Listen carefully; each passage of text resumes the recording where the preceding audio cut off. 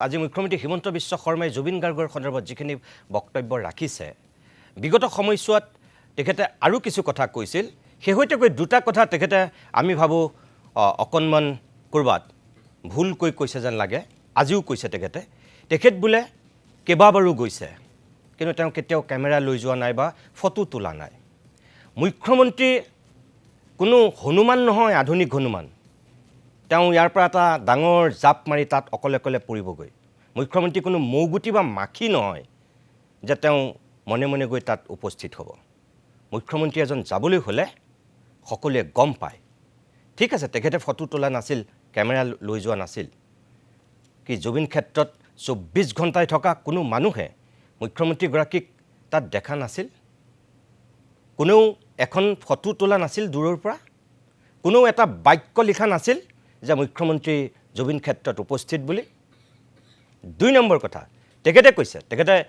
গৈ ইঞ্জিনিয়াৰ সকলক নিৰ্দেশ দিছিল কেনেকৈ কাম কৰিব লাগে তেতিয়া হলেতো লগত মানুহ আছিল যদি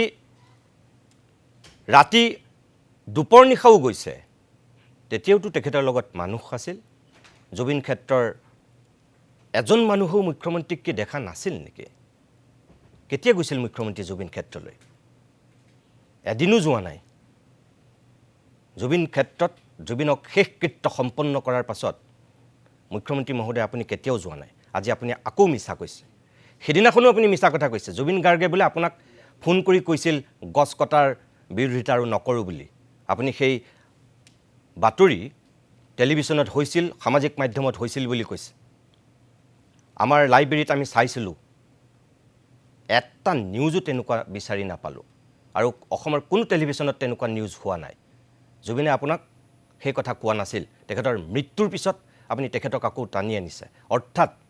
আপুনিহে জুবিনক টানি আনিছে দুই নম্বৰ কথা ৰাজনীতি নকৰিব কংগ্ৰেছে বেয়া কৰিছে নিৰ্বাচনী ইস্তাহাৰত